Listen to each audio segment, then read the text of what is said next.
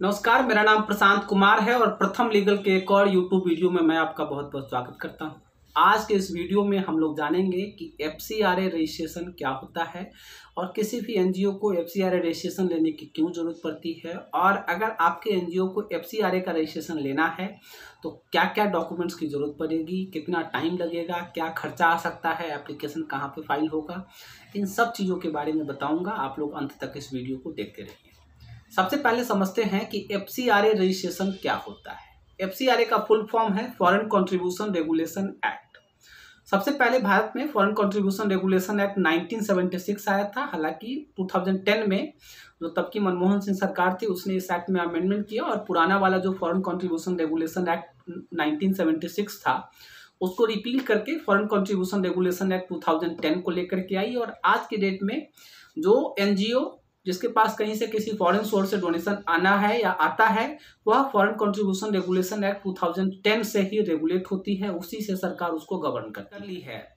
अब यहाँ जब हमने फॉरेन सोर्स की बात कर ली है तो मैं उम्मीद करता हूँ कि आपको समझ में आ गया होगा कि अगर किसी सामाजिक संस्था को, किसी नॉन गवर्नमेंट ऑर्गेनाइजेशन को, किसी एनजीओ को अगर किसी फॉरेन सोर्स से कोई डोनेशन लेना होता है तो एनजीओ ऐसे नहीं ले सकता। उसके लिए उसके पास या तो प्रायर अप्रूवल होना चाहिए FCRA का, या फिर उसके पास परमानेंट रजिस्ट्रेशन होना चाहिए under the provisions of foreign contribution regulation act.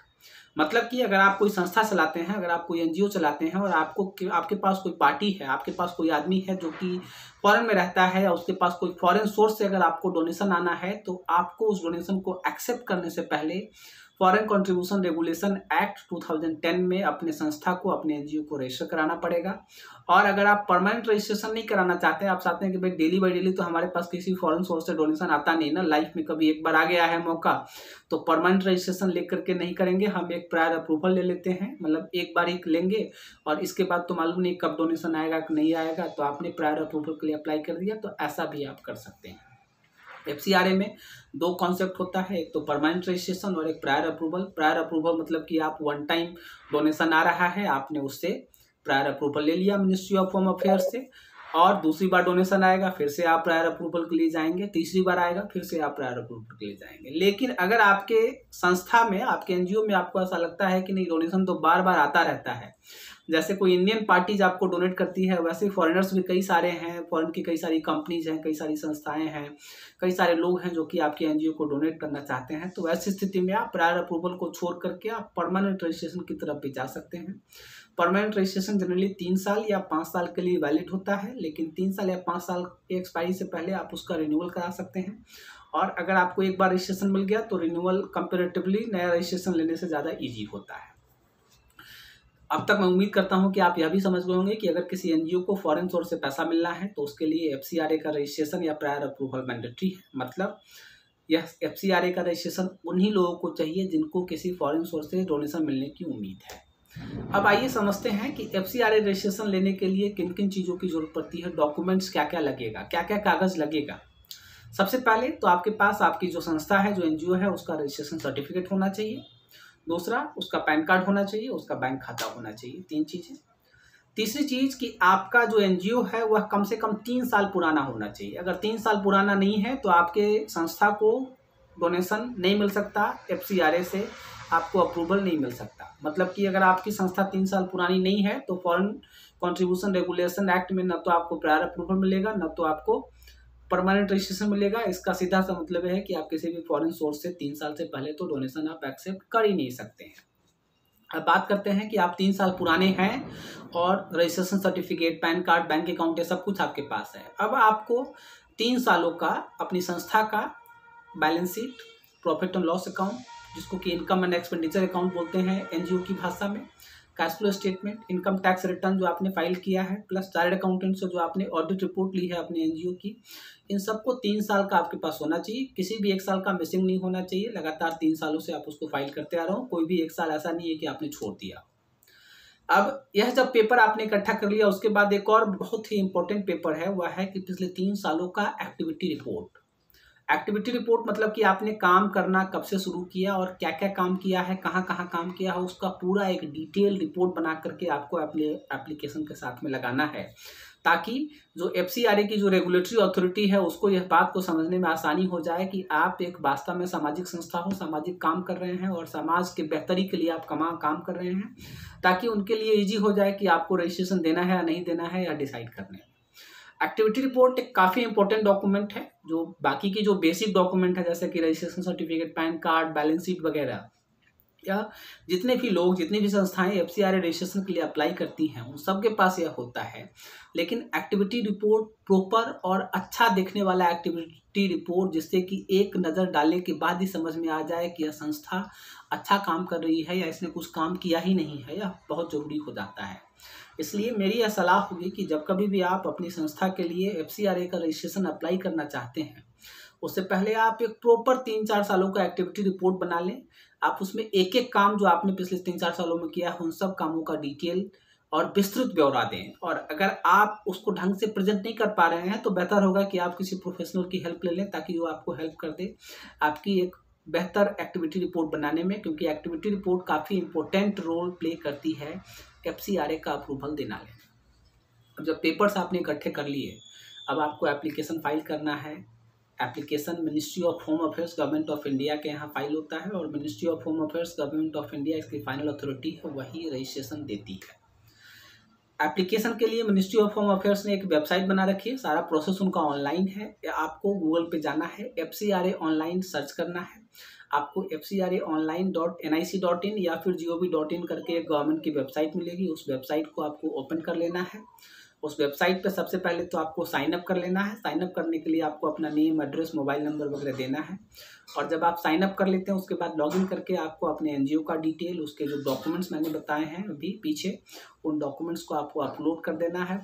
Application form fill करके उसको सबमिट कर देना है। आपका application ministry of home affairs का जो FCRA का डिवीज़न है वहाँ चला जाएगा। अब अगले 3-4 महीनों में आपके एप्लीकेशन का एक डिटेल चेक होगा, आपके एप्लीकेशन पे एक डिटेल रिपोर्ट बनेगी। और अगर मिनिस्ट्री ऑफ होम अफेयर्स के ऑफिसर्स को लगता है कि आप एक बेहतर काम कर रहे हैं, आप अच्छा काम कर रहे हैं, समाज की बेहतरी के लिए आपकी संस्था ने अच्छा काम किया है, तो आपको फॉरेन कंट्रीब्यूशन मिलना चाहिए। उससे क्या होगा कि अगर वो मिलता है तो आप और बेहतर तरीके से काम कर पाएंगे।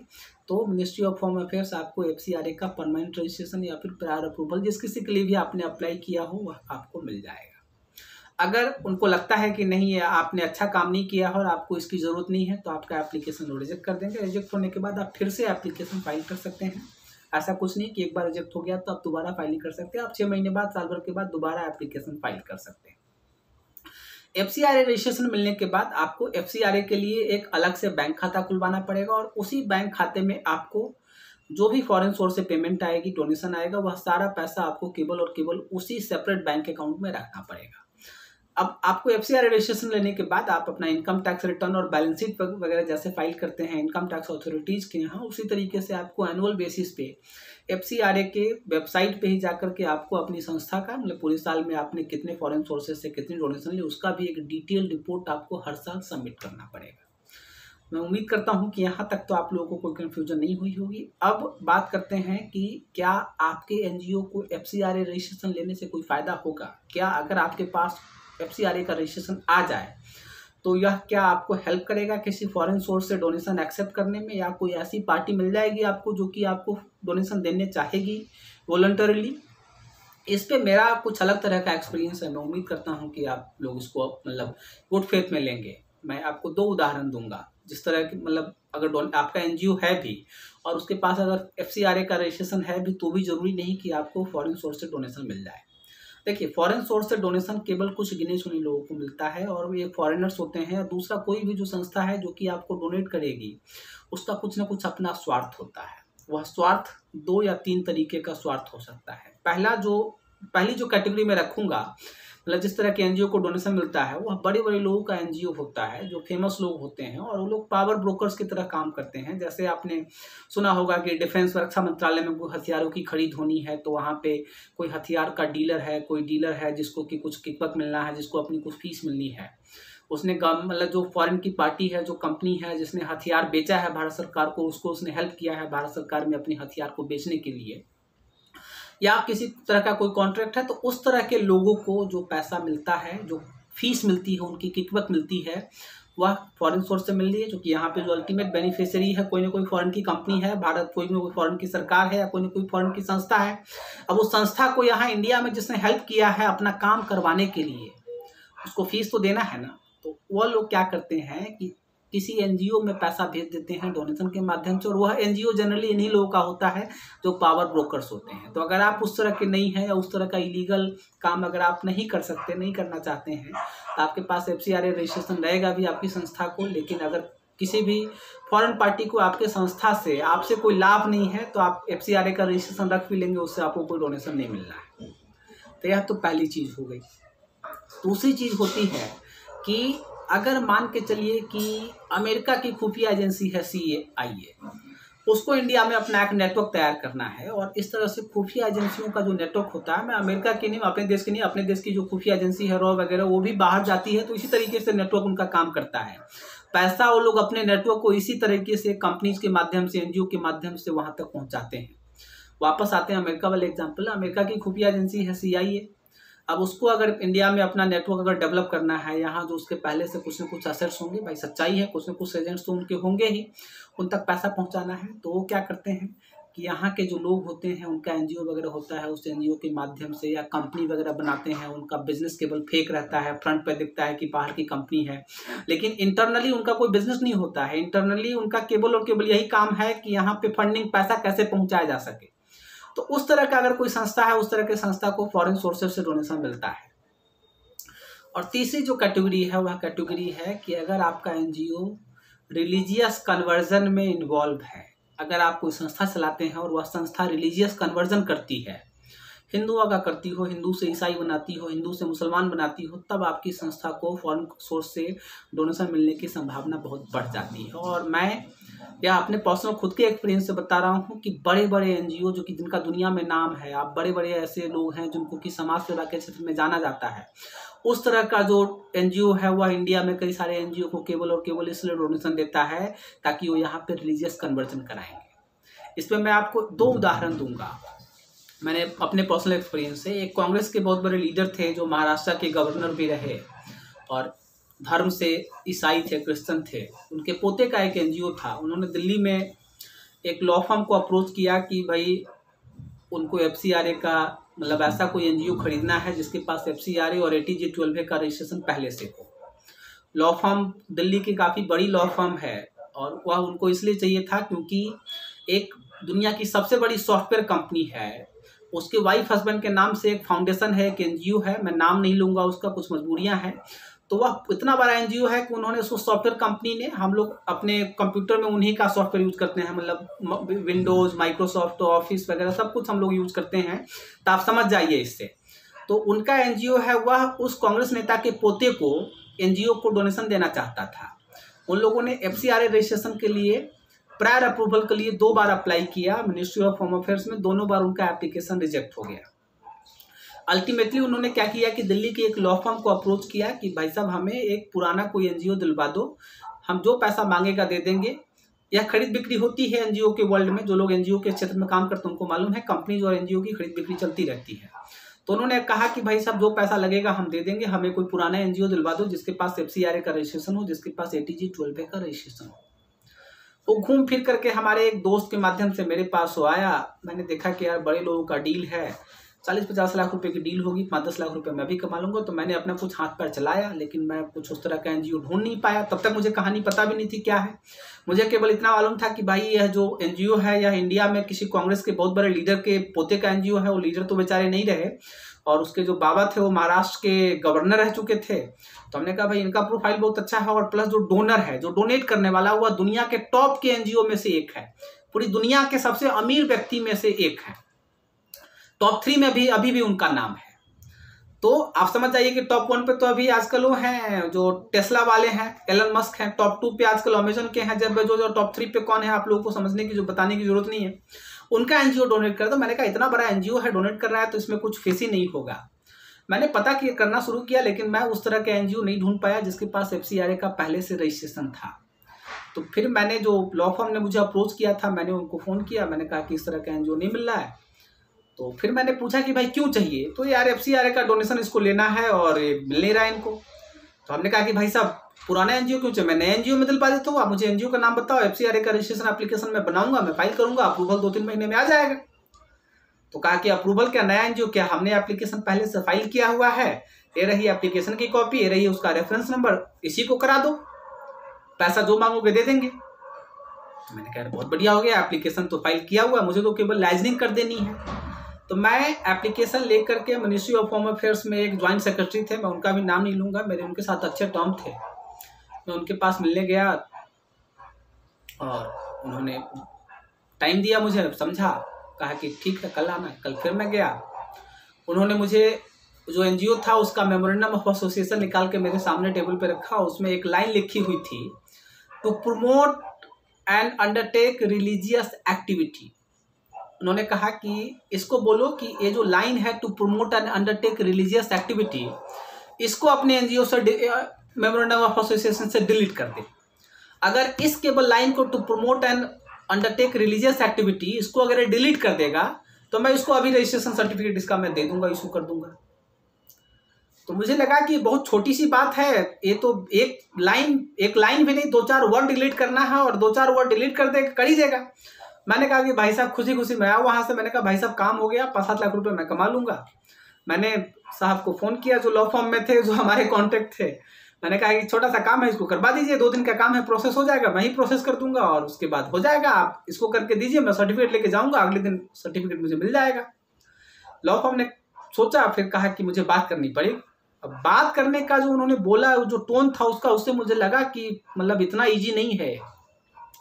फिर भी मैं मतलब पैसों का लालच, मैं सोच रहा था कि यार छोटा सा काम कराना है, 5-7 लाख रुपया मिल जाएगा, मैं होपफुल था कि भाई साहब हो जाएगा काम। मेरे पास 1 हफ्ते के बाद फोन आया कि नहीं प्रशांत, मतलब वो लाइन तो डिलीट नहीं करेंगे, पैसा ऐसा अगर कुछ एक्स्ट्रा लगेगा तो कोई बात नहीं, लेकिन ये काम करा दो, लाइन डिलीट नहीं करेंगे। मैं बड़ा शौक, तब तक मेरी समझ में कुछ नहीं आया, मैं इस दुनिया से अनजान था। मैं वापस गया ज्वाइंट सेक्रेटरी साहब के पास। इस बार मैं उनसे लंच पे मिला और 20-25 हज़ार रुपये लंच में खर्चा भी हो गया। मैंने पूछा कि सर वो डिलीट तो नहीं हो रहा है, कुछ उपाय बताइए दूसरा, इसमें छोटे से लाइन से सर क्या फ़र्क पड़ना है इसमें। तो उन्होंने मुझे बताया कि ये to promote and undertake religious activity का मतलब है कि यह रिलीजियस कन्वर्जन करेगा इंडिया में। ये अंडर डेवलप्ड इलाकों में जाएगा, आदिवासी इलाकों में जाएगा, वहाँ पे रिलीजियस कन्वर्जन करेगा, लोगों को ईसाई बनाएगा। और इसी के लिए जो विश्व फेमस एनजीओ है, जो बड़े नामी उद्योगपति हैं, जिनकी दुनिया की सबसे बड़ी सॉफ्टवेयर कंपनी है, उनका जो एनजीओ है, केवल इसी बात के लिए इसको डोनेशन दे रहा है। यह भी ईसाई, जो डोनर है वह भी ईसाई, और वो इसको पैसा दे रहा है, और इसके मेमोरेंडम ऑफ एसोसिएशन में ऐसा लिखा हुआ है। और यह इसको डिलीट कर देगा तो जो फाउंडेशन है, जो एनजीओ है, इसको डोनेशन ही नहीं देगा, और इसको डिलीट करेगा नहीं, क्योंकि अगर इसको डिलीट कर देगा, इसको अगर इस लाइन को अगर यहां से हटा देगा तो जो फाउंडेशन है इसको डोनेशन ही नहीं देगा। इसलिए किसी कीमत पे इस लाइन को हटाएगा नहीं, और इस लाइन को अगर नहीं हटाएगा तो हम इसको देंगे नहीं। भाई साहब, मोदी सरकार का सख्त आदेश है, रिलीजियस कन्वर्जन को बिल्कुल स्ट्रिक्टली नो बोलना है। तो इसकी फाइल ऐसी पड़ी रहेगी, सालों तक पड़ी रहेगी, जब तक ये सरकार है तब तक इसको नहीं मिलना है। अगली सरकार आएगी, पता नहीं क्या करेगी, लेकिन जब तक इसको हटाएगा नहीं तब तक मिलेगा नहीं, और ये हटाएगा नहीं। मैं वापस आया, मैंने उनको टेलीफोन किया, मैंने लॉ फर्म को मैंने कहा कि भाई साहब इस तरह की बात है, अगर आप डिलीट नहीं करोगे तो आपको मैं नहीं दिलवा पाऊंगा, दूसरा कोई आदमी देख लो जो आपको दिलवा सकता है। इस तरीके से मैंने उनको नमस्ते बोला। मेरा जो लंच वंच में जो खर्चा हुआ वो खर्चा हुआ, फीस तो मिला नहीं, लेकिन वहाँ से मैंने इस चीज़ को सीखा और मैंने थोड़ा सा और रिसर्च करना शुरू किया, तो मैंने पाया कि हाँ वास्तव में ऐसा कुछ है। दूसरा एग्जाम्पल एक और है। आपको में से कई सारे लोगों को मालूम है कि मैं कंपनी सेक्रेटरी हूँ, कंपनीज वगैरह बनाता हूँ, एनजीओ वगैरह बनाता रहता हूँ। मेरे पास 3 लड़के आए केरला के, उनका भी नाम नहीं लूँगा, तीनों क्रिश्चियन, तीनों दिल्ली के Shri Ram college of commerce में पढ़ते थे। पढ़ाई उन्होंने कंप्लीट की थी, और उसमें से 1-2 तो IIM अहमदाबाद वगैरह में भी चला गया, और 1-2 अच्छी बड़ी कंपनी, जो नए स्टार्टअप्स उस टाइम पे थे, उन स्टार्टअप्स में अच्छी पोजीशन पे नौकरी करते थे। उन्होंने मेरे से एक सेक्शन 8 कंपनी बनवाई, XYZ लाइट फाउंडेशन। XYZ मैंने नाम, ये सही नाम नहीं है, XYZ के बदले में कुछ और नाम था, नाम असली लेना ठीक नहीं है। तीनों केरला के थे, तीनों क्रिश्चियन थे। उन्होंने मेरे से एक कंपनी बनवाई, सेक्शन 8 कंपनी, एनजीओ, उसका नाम रखा इन्होंने XYZ लाइट फाउंडेशन। काम क्या करना था इस कंपनी को? ये लोग अंडर डेवलप्ड इलाकों में, वैसे इलाकों में जाना था जहां पे बिजली नहीं पहुंची है, वहां पे लोग सोलर पैनल लगा करके उस इलाकों में गरीब लोगों को, आदिवासी लोगों को बिजली सप्लाई करने वाले थे फ्री में। बहुत अच्छी बात है। मैंने एनजीओ बनाई, मैंने 25-30 हज़ार रुपये की फीस ली, साथ में उन्होंने कुछ और छोटा मोटा और भी काम किया, उसका मैंने फीस वीस लिया होगा, हो गया काम खत्म। फिर जब ये FCRA रजिस्ट्रेशन वाली जब बात आई तो मैंने यहां से इसको लिंक किया। फिर मैंने सोचा यार तीनों केरला के हैं, पढ़ते हैं Shriram college of Delhi commerce, Shriram college of commerce Delhi से इन्होंने पढ़ाई की है, तीनों नौकरी करते हैं दिल्ली में, एनजीओ इन्होंने बनाया। अच्छा, तीनों ईसाई हैं और एक काम क्या करने वाले हैं, तो इलेक्ट्रिसिटी सप्लाई करेंगे सोलर पैनल के माध्यम से। और इन्होंने पहला प्रोजेक्ट कहाँ चुना, आप शॉक रह जाएंगे। उन्होंने अपना पहला प्रोजेक्ट चुना उड़ीसा के एक शहर भुवनेश्वर से करीब 400 किलोमीटर दूर गांव में, जहां की सड़कें नहीं पहुंचती, जहां बिजली नहीं पहुंचती, पूरा आदिवासियों का गांव था। वहां उन्होंने अपना पहला प्रोजेक्ट करना शुरू किया और इनको डोनर मिला, विदेश से इनको पैसा मिलना शुरू हो गया अगले 2 साल के बाद, 3 साल के बाद। इंडिया में कई सारे लोगों ने इनको फंडिंग कर दी। फिर मेरा दिमाग खटका कि अरे केरला के लोग हैं, ऐसा तो है नहीं कि केरला में 100% बिजली है। अच्छा, मान लीजिए केरला है भी, तो केरला के अलावा उसके आसपास में कई सारे राज्य हैं जहां बिजली नहीं पहुंचती है अभी भी, या जिस दिल्ली में रहते हैं उस दिल्ली के आसपास में कई सारे राज्य ऐसे हैं, कई सारी जगह ऐसे जहां बिजली नहीं पहुंचती है। उत्तराखंड है, हिमाचल प्रदेश है, राजस्थान है, कई सारे जगह ऐसी जहां बिजली नहीं पहुंचती। फिर इन्होंने यहां से भी करीब 1500-1600 किलोमीटर दूर उड़ीसा, 1500-1600 नहीं करीब 2000 किलोमीटर दूर उड़ीसा जाकर के काम करना क्यों शुरू किया। फिर मेरा माथा ठनका और फिर मैंने समझा कि अच्छा है, पूरा का पूरा जो मामला है वो रिलीजियस कन्वर्जन का मामला है। ये लोगों का एक जो फाउंडेशन है इलेक्ट्रिसिटी सप्लाई करना फ्री में, वह केवल एक फ्रंट है। एक्चुअल जो इनका काम होने वाला है वह काम होने वाला है रिलीजियस कन्वर्जन का। ये जाएंगे गरीब इलाकों में, जाएंगे आदिवासियों को, दलितों को, वहाँ पे लोग पैसे का लालच देंगे, उनको समाज सेवा से जोड़ेंगे और फिर वहाँ पे रिलीजियस कन्वर्जन कराएंगे। और अगर यह कन्वर्जन नहीं कराएंगे तो इनको फंडिंग ही नहीं मिलेगी। तो ये 2 एग्जाम्पल मैंने अपने रियल लाइफ से सीखे हैं। अब वापस आते हैं कि अगर आप इन दोनों में से कोई काम अगर नहीं कर सकते या आपके पास उस तरह का कोई नेटवर्क नहीं है, तो आप FCRA का रजिस्ट्रेशन ले भी लेंगे तो आपको कोई फॉरेन सोर्स से डोनेशन नहीं मिलना है। आप FCRA रजिस्ट्रेशन लेने में अपना 3-4 लाख रुपया, 2 लाख रुपया जो भी आप खर्चा करेंगे वो आपका व्यर्थ जाएगा, उतना पैसा भी आपको डोनेशन नहीं मिलेगा। लेकिन अगर आप इस तरह के काम करने के लिए तैयार हैं और जो डोनर है उसके जो एक सेट रूल है उस रूल में आप फिट बैठते हैं, जैसे कि अगर मान लीजिए मिडिल ईस्ट से पैसा आना है तो आप इस्लाम धर्म को मानने वाले होने चाहिए। मैं सो सॉरी, बहुत सारे लोगों को बुरा लग सकता है, लेकिन जो इंडिया में हो रहा है मैं उसकी बात कर रहा हूँ।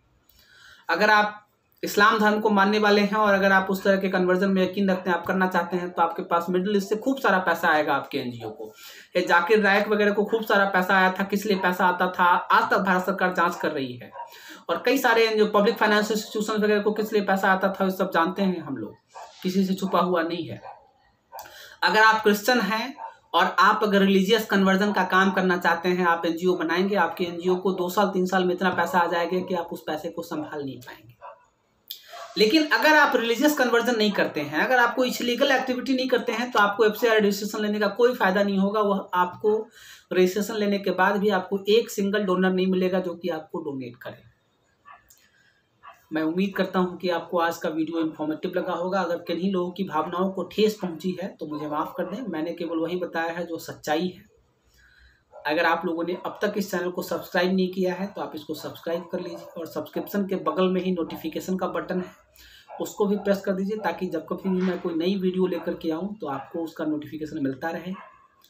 और अपने दोस्तों के साथ, परिवार के साथ, अपने फेसबुक पे, अपने व्हाट्सएप ग्रुप्स में इस वीडियो को शेयर कीजिए अगर अच्छी लगे तो। आज के लिए इतना ही। नमस्कार, बहुत बहुत धन्यवाद।